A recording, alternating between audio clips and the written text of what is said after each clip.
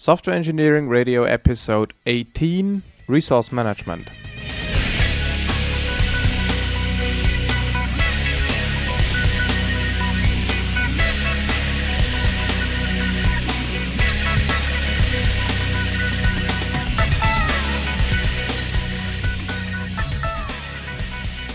Welcome to a new episode of Software Engineering Radio. In this episode, I have invited a guest. My name is Michael and my guest is Prashant Jain. He's working for IBM Research in Delhi, India. Prashant and I have written POSA 3 together. That is a book on pattern-oriented software architecture. The topic of the book is the same as for this episode. It is on resource management patterns. So, Prashant, what is a resource in this context and how would you define it? Well, a resource is basically any entity that is available in limited supply. And typically you would, like a resource, the user for a resource would be an entity, for example, that acquires the resources, accesses it, and then finally releases it. And on the other side of it, there would be a resource provider, which is basically an entity that provides a resource whenever it's requested by the user. Could you give some example resources that would fit in our scheme? Sure. I mean, resources, I mean, again, since it's such a broad category, you can have all kinds of things regarded as resources. For example, memory is an excellent example of a resource. Similarly, things like threads, file handles, even processing time of a CPU is really a resource. And the key to note, though, is at least in our context, we are talking about resources which are from the point of view of really IT systems. And we're not talking about like other kinds of resources because, I mean, you can have non-IT types of resources also. Okay, and so where's resource management really necessary? Why is that such an important topic? Resource management is mostly necessary really to address the non-functional requirements. I mean, such as, for example, performance or scalability, or even like stability and predictability. So I guess resource management is important at almost every level, be it the OS level, the framework, application level. In my experience, it's also important in almost every application domain, be it embedded systems or enterprise systems. So the motivation might be different for those systems. For example, in an embedded system, you might need first predictability and stability, whereas in enterprise systems, you would mainly require performance and scalability. Exactly. In fact, it was basically given that background that we started when we started this writing this book, POSA 3. What we really did was we actually looked at existing software systems and tried to look for patterns. We'd actually mine patterns by analyzing different systems, and we tried to like come up with a list of generalized patterns. So, for example, like thread pooling is such a common thing which is used in so many system implementations. But the pattern behind it is much more general, which is the same pattern which is used when you start looking at something like, for example, connection pooling. And so we went ahead and we actually looked at, okay, what is the fundamental pattern behind these systems, which is really pooling. And that is something which leverages like basically best practices, and that is something that then we went ahead and we described as a pattern for resource management. And that's one of the fundamental patterns in here. Okay, so how do we start on explaining the patterns? So I believe patterns for resource management really fall into three broad categories. So you talk about patterns that deal with acquisition of resources. And once you have acquired the resources, there are patterns that deal with the life cycle of the resources. And finally, there are patterns that deal with how the resources are actually released back into the system. Yes, and these patterns then together form a pattern language for resource management. All these three categories together would really form that pattern language for resource management.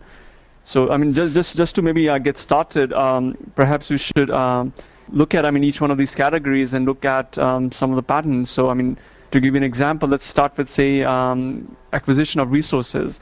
And let's start with a very simple pattern. And let me try to motivate one of the most fundamental patterns by describing an example. So say like you're implementing a system that consists of, say, several distributed services. And now say like each service would typically say provide an interface which will be used by a client to invoke the service. So this is like such a common scenario, but the question is, how would the client actually go about finding this interface? And how does the client actually find it so that it can actually use it? So couldn't just a service provider broadcast a service interface? Yeah, sure, it could, but then the provider would still need to broadcast on a periodic basis because the clients can come and go, right? So say the provider went ahead and broadcasted, but there was no client at that time, and the client really came like a little bit afterwards. So again, to make sure that the client actually gets that interface, the provider would then have to broadcast again, which means the provider really has to broadcast on a regular basis. So couldn't the client just send broadcast messages saying that it is interested in a certain service interface? Well, then again, you would have the same problem because if there's no provider which exists at the time when the client is there, but the provider comes on at a later stage, so then in that case, basically the client has to now periodically broadcast a message saying that it's looking for a certain interface. Plus, I mean, both like this one as well as the one where the provider is broadcasting, both these approaches really, I mean, it's leading to a proliferation of messages in the network. If you really think about it, I mean, as I said, I mean, so both these solutions are really, I mean, leading to proliferation of messages, plus it's not a very elegant solution. So in reality, I mean, that's where one of the most fundamental patterns comes in, which is the lookup pattern.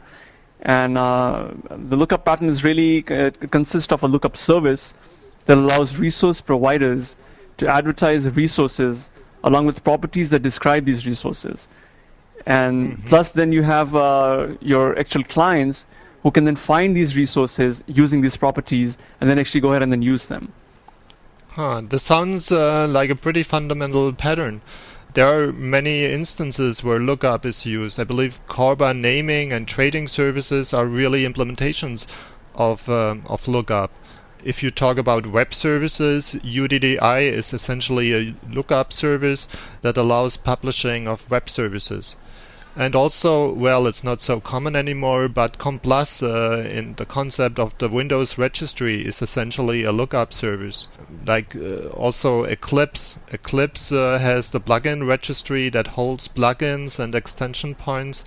So that is also an implementation of the lookup pattern. Yes, you're right. I mean, in fact, as you mentioned, there's so many examples of lookup pattern. And in fact, it's really the pattern as well as a lot of its variants which really form the fundamental building blocks of most distributed systems. And speaking of variants, in fact, like most patterns, lookup can also be implemented with some variations. So for example, a very common variant of lookup is really where the resources, for example, need not be registered by the resource provider, but it can actually be delegated to a third party. I mean, similarly, the resources can themselves, for example, register with the lookup service. Those are interesting variations. So let's move on to talk about the next couple of patterns that deal with acquisition of resources. One of the most common ones is lazy acquisition. And in the general sense, this pattern is applicable to systems with restricted resources that must satisfy high demands such as throughput and availability. For example, imagine a picture archiving and communication system in the medical domain that basically stores patient data, the whole history of a patient, and the data includes patient details, of course, like address information, but also all the digitized images. And a typical solution, how you would represent those images, would be to represent them as business objects to which you attach properties and all kind of additional information. But for a patient with a long medical history and several digitized images, fetching all the data, all the properties, and creating the corresponding business objects can take a lot of time. The problem here is how can the picture and archive system be designed so that the retrieval of patient information is quick regardless of the number of images in the patient's record. So generally, the goal is to reduce the initial cost of acquiring resources. In this case, the resource is the memory needed for the business objects. Well, I mean, couldn't you actually have, say, several threads which are loading the images in the background? Yes, that is one possible solution. But what if the images are viewed only seldomly? It would unnecessarily consume processing time that might be needed by other processes. So, I mean, what about not loading the images at all? I mean, why not let the user explicitly request them? Yeah, well, I mean, this is just not actually user-friendly. I guess a user would expect that the pictures are available immediately without having additional clicks, but also, on the other hand, the user might not be able, and the screen might just be too small to display all the images. So this leaves some options for optimization. So if systems were to acquire all resources up front, a lot of overhead would be incurred, and a lot of resources would be consumed unnecessarily. So the general solution of the lazy acquisition pattern is to acquire resources at the latest possible time. So the resource is not acquired until it becomes unavoidable to do so. In our case, when the user really looks at the screen, selected the patient record, and wants to look at the first image. Typically, you would introduce a resource proxy that hides the lazy acquisition from the resource user. So in our case, again, we would have proxies for the images, and as soon as the proxies become viewable, become active, because they are in the view of the user, the system would load them on demand lazily. This would essentially save resources. The typical known use are again the Eclipse plugins, in which cases the descriptor is loaded on startup, but the actual implementation is then only loaded when the perspective, the view, is opened of that plugin.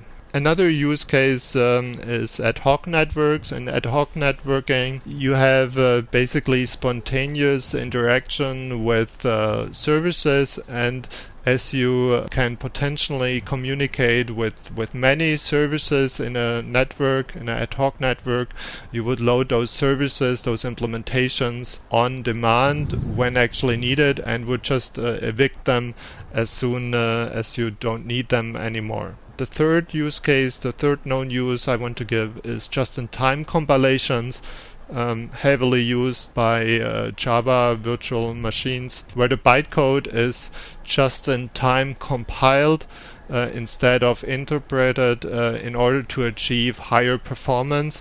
And this just-in-time compilation is not done at startup for everything, but only for the portions that get actually executed. In fact, as the name itself implies, just in time, it's really saying that, okay, well, it's only going to happen when it's actually needed. And there again, so essentially what it's doing, it's really postponing it or lazily carrying out the compilation at a future stage. So let me try to really summarize what this pattern is all about.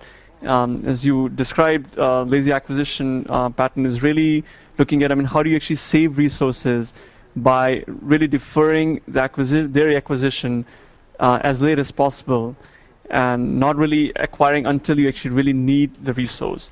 And by doing this, you can actually, save valuable, say, processing time, or even valuable resources to make sure that you really only acquire them when you actually need them. So all this is wonderful, and as examples you've given, they really justify why you would want to do it.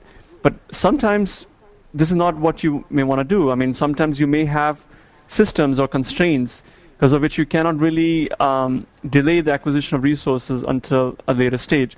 So, for example, systems that need to be highly predictable. In such systems, you cannot really postpone the acquisition of resources. And for really handling such systems, you have a different pattern called eager acquisition, which, Michael, then I would now ask you to actually go ahead and then try to motivate and then try to describe. Yeah, the eager acquisition pattern is applicable to systems that must satisfy high predictability and performance in resource acquisition time.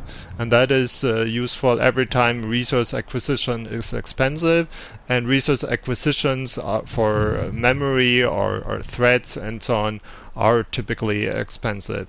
So imagine you have an embedded telecommunication application with soft real-time constraints such as predictability and low latency in execution of operations. And in most operating systems, operations such as dynamic memory allocations can be quite expensive. So memory allocations are protected by synchronization primitives, typically because you want to ensure that the available memory accessed acquired from multiple threads is properly managed. For example, the memory management, such as compaction of smaller memory segments that got handed back on the release of resources, need to be again merged, compacted into larger memory segments, and that consumes time. So doing the management of released memory blocks and also protecting those actions through synchronizations makes a dynamic memory allocation pretty expensive. The problem in the embedded system is how can you achieve predictable and fast memory allocations via operations such as new or malloc. So you're saying basically that it's really that the general problem is that expensive resource acquisitions, such as dynamic acquisition of, like, say, threads or memory. So any of these can basically result in unpredictable time overhead. And so what we're really looking at is, how can you actually acquire resources from systems which have soft real-time constraints and still, fulfill these constraints. So, let me ask you, so why can't we just make acquisition itself faster? That is a good idea, but in very most cases we have no impact on the operating system, how that does its memory management, how it optimizes for synchronization, and so you just have no chance to interfere here. And the typical solution is here to introduce another layer that basically uses the eager acquisition pattern. And the solution idea is to eagerly acquire a number of resources before their actual use. Ideally, this time is at the startup of the system. You would acquire the necessary resources, and here, of course, you rely on some estimations or rule of thumbs how much resources you want to allocate here. And the resources are then kept in an efficient container from which you can acquire them later, fast and in a predictable time.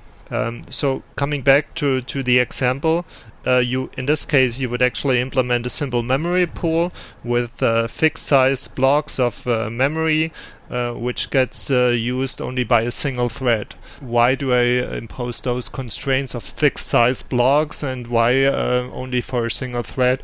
Well, if we have only a single thread, we can avoid the synchronization overhead, because even if we would manage the resources ourselves and we would have it accessed by multiple threads, we would still have some overhead. So we have a memory pool on a per thread basis that avoids the synchronization overhead, and we use fixed size blocks to avoid complicated compaction of used memory blocks. An interesting example of this, I just thought of it, earlier we talked about just-in-time compilers for lazy acquisition, but we also have compilers that actually do ahead-of-time compilation.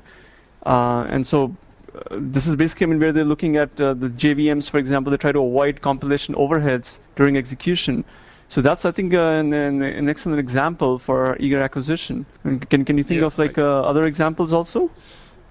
Other examples are, for example, connection and thread pools, which would pre-acquire a number of connections or threads, respectively, to serve initial requests quickly. Okay, so Michael, that's very interesting. I think what we have just talked about is lazy acquisition and eager acquisition.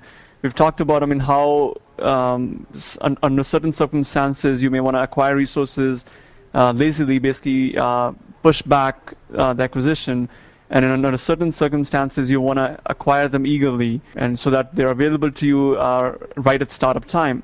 But what's a third scenario likely is where neither one of them is sufficient, and the resource acquisition itself is such a fairly intensive task that you may not want to acquire the entire resource in one go.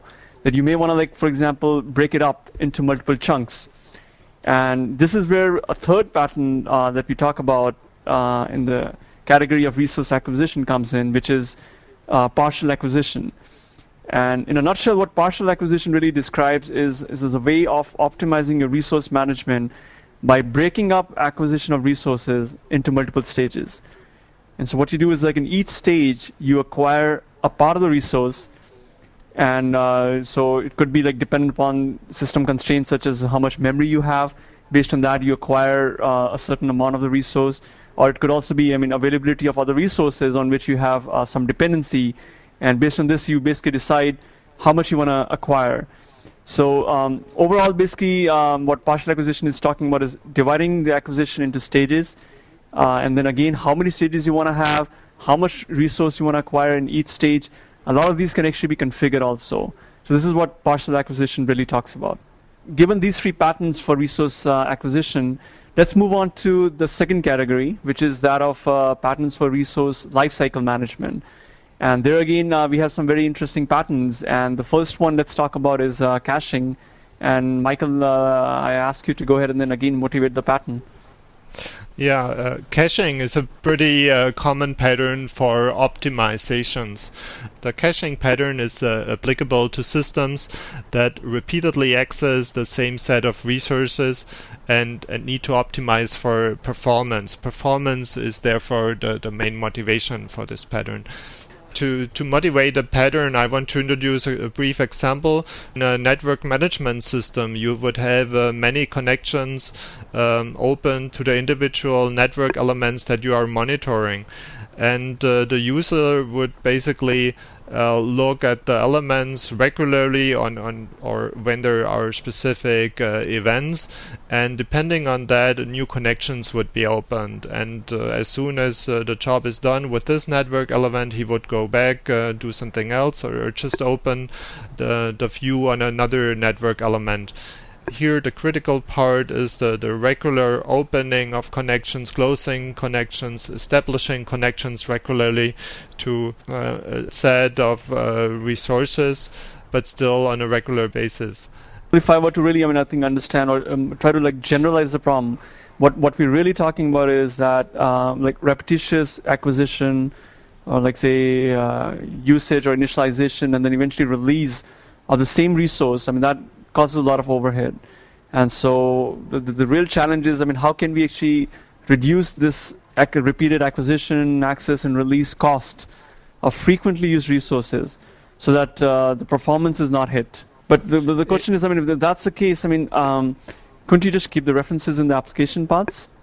Yeah, possibly, but what about the resource consumption? You would end up maybe with thousands of open network connection handles. The pattern solution suggests to temporarily store the resources, in this case the connections, in a fast access buffer called cache.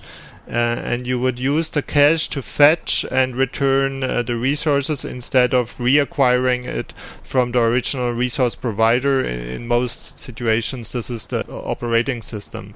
And the cache identifies the resources by their identity. So in our case, it would be the destination IP address and port.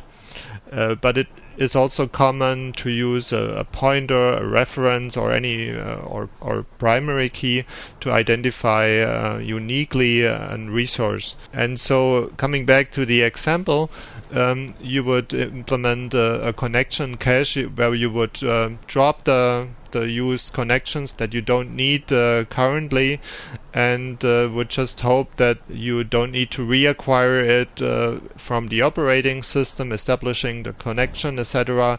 The next time you visit a network element, but that you can just look up the connection in the cache, that it's still available, not evicted yet, from the cache, and so you save processing time and you avoid unnecessary delays. Some of the frequently used variants of caching is, for example, a transparent cache that you as a resource user or application programmer would not actually notice that it's in there. It would be the access to the resource provider, the operating system, would be hidden by a proxy, and so you don't know actually whether the resource is acquired directly from the operating system or whether the cache kicked in.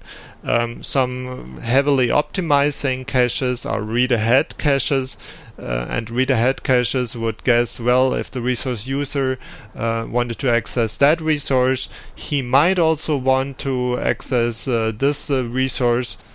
One of the known uses of caching is a web proxy, and a web proxy is a proxy server located between the web browser and the web server, and the web proxy is basically accessed instead of the web server, and it can then cache web pages, and returns them when they are accessed a second time. For corporate networks, this is typically what is done to save on internet traffic and just get faster access times to web pages. Another known use are .NET datasets, where you would acquire from the data storage the data, keep it in a dataset, and then you can manipulate that dataset in your local cache, and as soon as you're ready, you would return or persist the data set again. So I believe, Michael, I think caching again is another one of those fundamental patterns which is used extensively in most systems that where, for example, you want to make sure that a resource is available whenever you need it, and so you basically put it in a fast access buffer, which is what we're calling as a cache, and that you can access this resource again at a later time whenever you need it. And obviously when you don't need that resource anymore, you can always release it from the buffer. So a very, very closely related pattern to caching is pooling. And there are a lot of similarities between caching and pooling. And a lot of times there's also confusion related to whether you want to use caching or pooling. And pooling is, again, it's basically looking at keeping resources in some kind of a buffer to avoid having to recycle them. But the key difference between caching and pooling is the identity of the resources. Whereas in the case of caching, the identity is very important because that is what we use to fetch a specific resource from this buffer. In the case of pooling, it doesn't matter what identity these resources have. So once you have used a resource and you release it to this buffer, the resource actually loses its identity, so that it can be later on when it's fetched again from this buffer, it acquires basically a new identity altogether. So typical examples when we talk about, for example, thread pooling or connection pooling, the resources in these cases, like threads or connections, these resources don't have any identity when they're put back into this buffer or this pool. And so this is like the key difference between pooling and caching. Let's move on to another very interesting pattern in the area of lifecycle management of resources. And let me talk about try to motivate the pattern by basically describing an example. So say again we have a distributed system that consists of multiple nodes. And let's say that all the nodes of the system need to be frequently updated. So it could be, for example, you want to have some patches and have these patches be installed on all the nodes of the system. And now let's assume that if one of these nodes fails to get updated when you're trying to do, say, a patch update, then the entire system basically can enter an inconsistent state. So the question is, how do you ensure that whenever you want to do this upload of the patch to all the nodes, how do you ensure that either all the nodes or all the subsystems are successfully updated or none of them are? That is an interesting problem.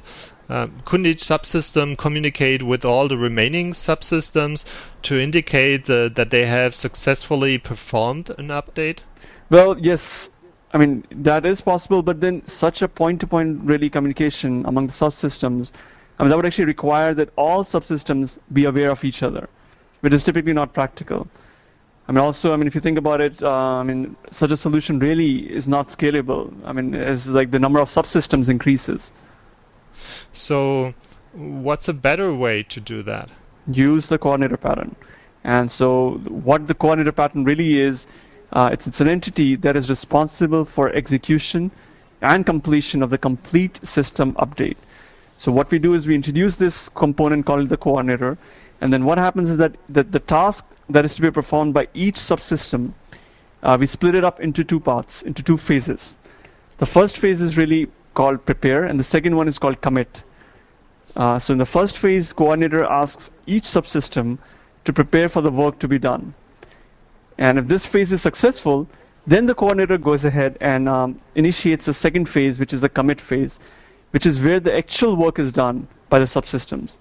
If the prepare phase fails, then the coordinator basically aborts the task and asks all the participants or all the subsystems in this case not to do anything.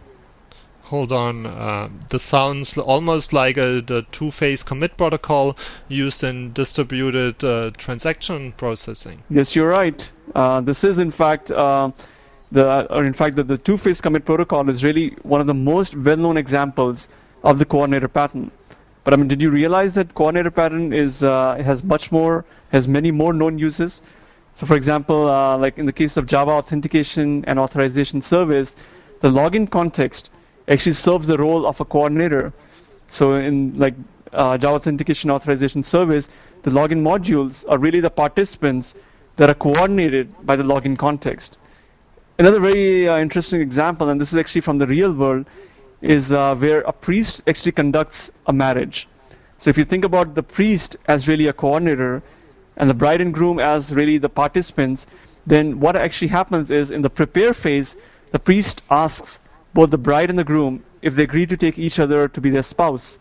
And only when both of them agree does the priest actually commit them to marriage. Fascinating. I actually like those real-world known uses. They're just so much fun. I want to give also a real-world example for eager acquisition that we previously discussed, and that is a hamster. You know that little animal?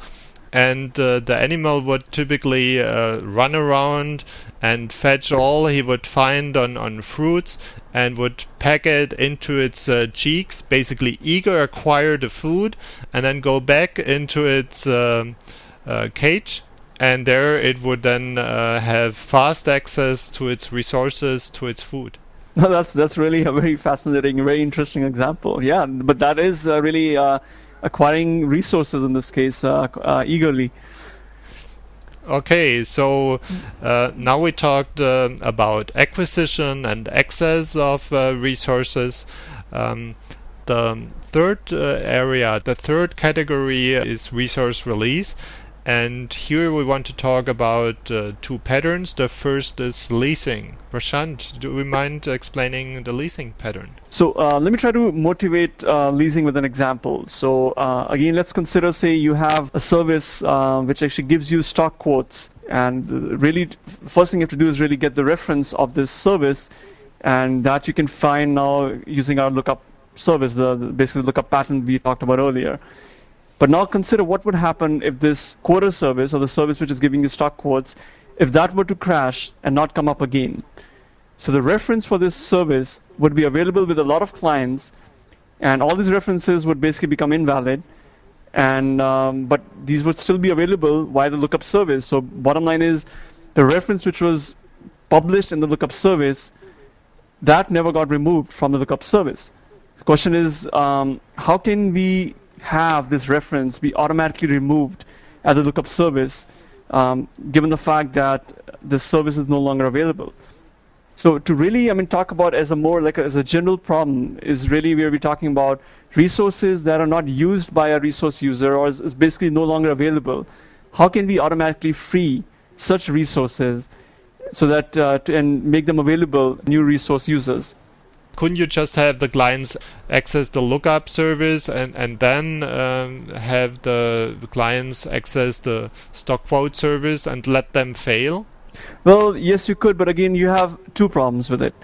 The first problem is clients which already have the reference, which they got from the lookup service, when they try using it, that's when they would realize that this is an invalid reference. So it's not a very elegant way to basically find out that the reference is no longer valid. But a more serious problem is that reference is still registered with the lookup service. So even if the existing clients which have the reference, they figure out that the reference is invalid, what about new clients?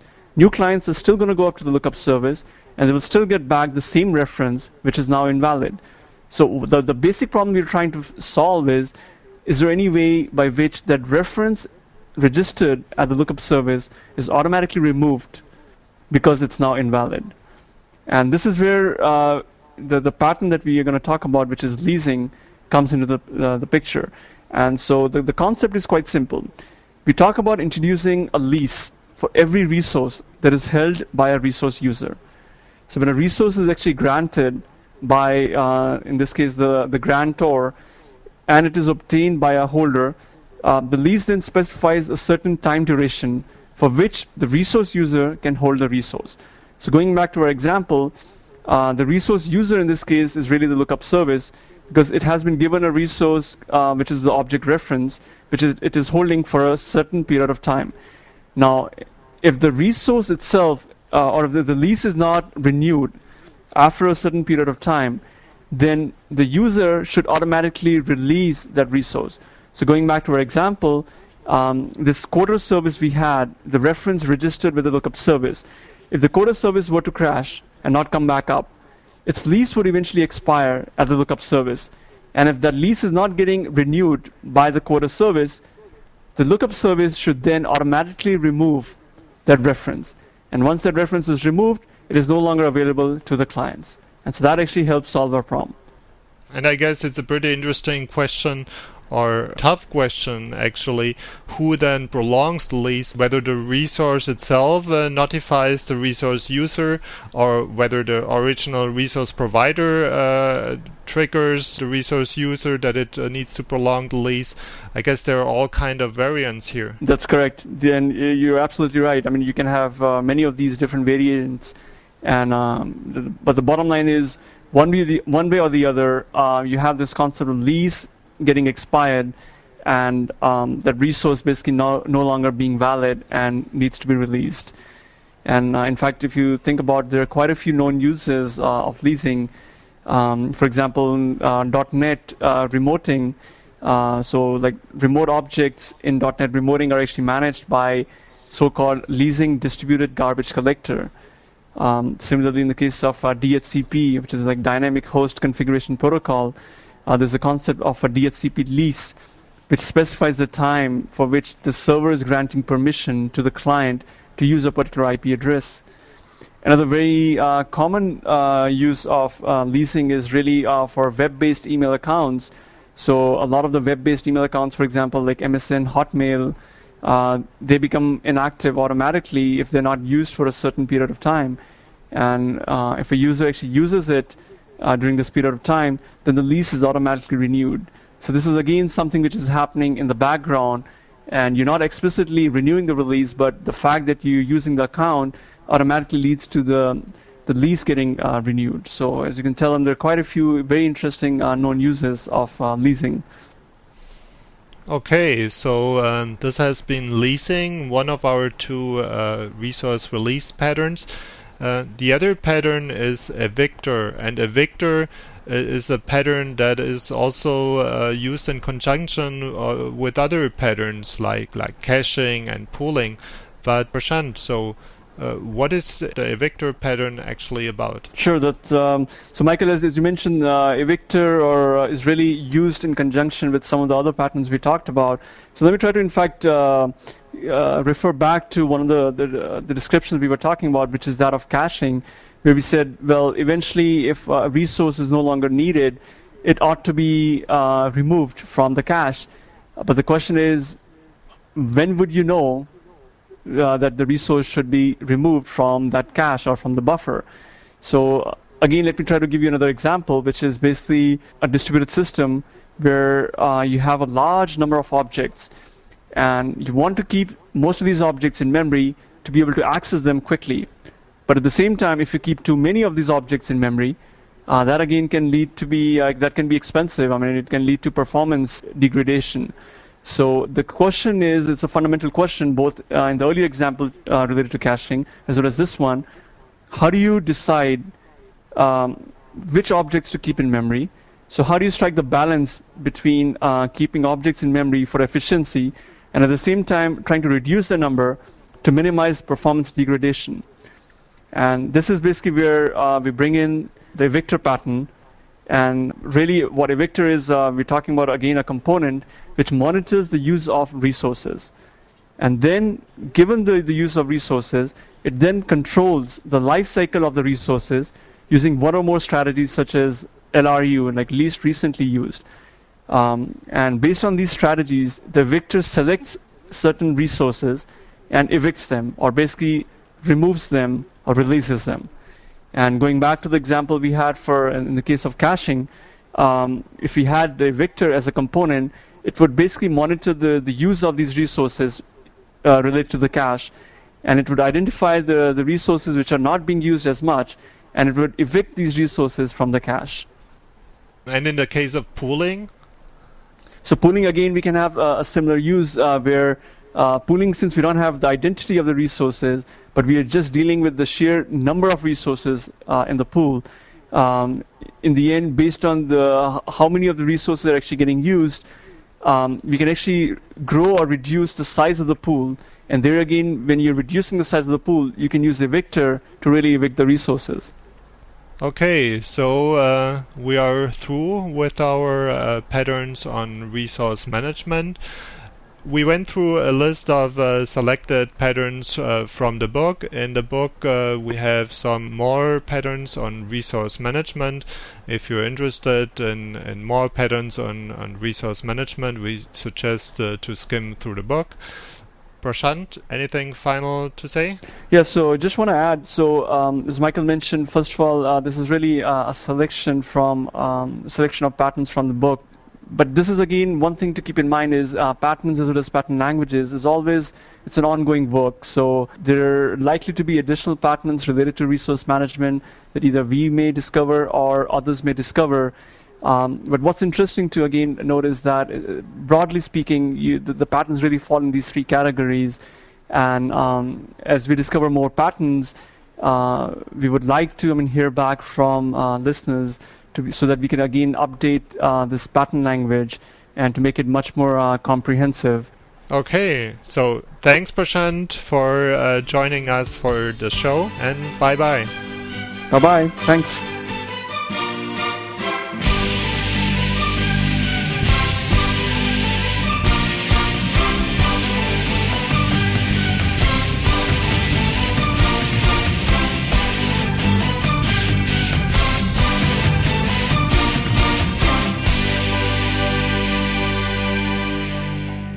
This was another episode of Software Engineering Radio. The Software Engineering Radio team wants to thank Henning Pauli for providing the music, as well as Libsyn.com for hosting and bandwidth. For more information on the podcast, past episodes and feedback, go to se-radio.net.